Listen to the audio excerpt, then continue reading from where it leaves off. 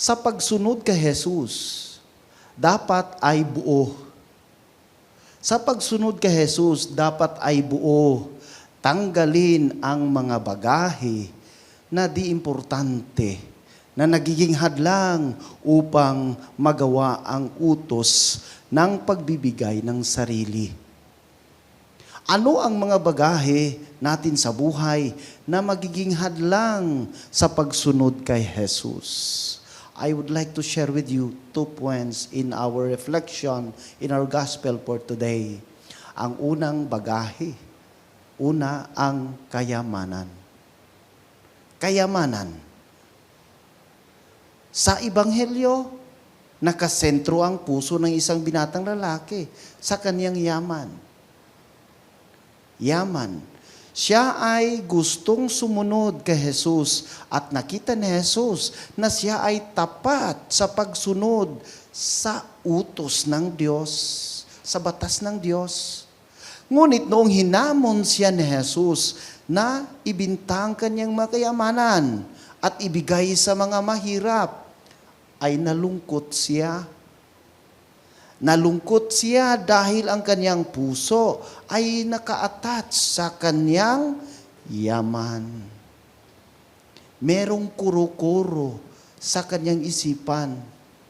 Siguro sasabihin niya, pinaghihirapan ko ito. Pinaghihirapan ko ito. Dugo at pawis ay inalay ko para magkaroon ako ng yaman. Tapos, iwanan ko. Ibinta ko. Ibigay sa iba. At minsan, ganun tayo. We are counting. We cannot let go and let God. Sa kabilang banda, gusto ng Diyos na maging malaya ang ating puso sa pagsunod sa Kanya. All the things that we have ay galing sa Diyos, galing sa Kanya. Huwag gawing hadlang ang kayamanan sa pagsunod dahil ang tunay na yaman sa buhay ay matatagpuan sa Diyos na siyang pupuno sa puso ng tao. The best example is that Saint Francis of Assisi, mayaman siya, pero pinili niya na maging mahirap. Mayaman siya, pero pinili niyang maging mahirap at tumulong sa mga mahirap dahil natagpuan niya si Jesus sa kanyang buhay. Pangalawang punto, mga kapatid, ano ang yaman mo ngayon? Ano ang yaman mo ngayon? Baka sasabihin mo, wala kang yaman o pera, o mga lupa, o mga bagay.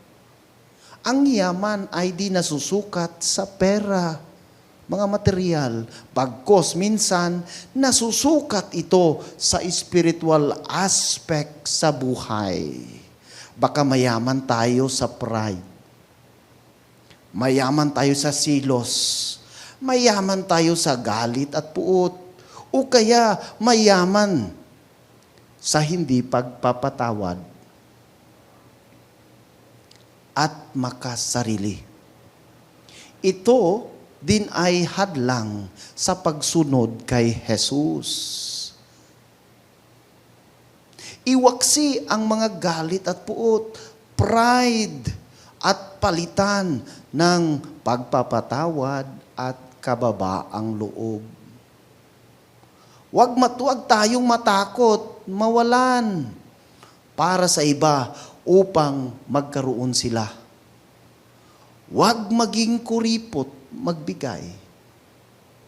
Huwag maging kuripot, magbigay ng pera o pagpapatawad.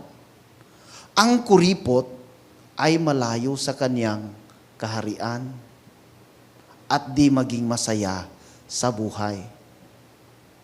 Dahil hindi madala ang yaman, literally. But may it convert into spiritually through charity. My dear brothers and sisters, sa tulong ng grasya ng Diyos, maari tayong sumunod kay Jesus at makapagbigay ng sarili ng buo at tapat sa Diyos at kapwa. Tandaan po natin, ang tunay na yaman belongs to God, na tunay na makapagbigay ng kagalakan at kapayapaan. Ngunit ang makamundo na bagay ay makapagdulot ng kalungkutan. Sana gawin nating instrumento ang mga yaman sa mundo para sa kanyang kaharian, dahil lahat ng ito ay galing sa kanya.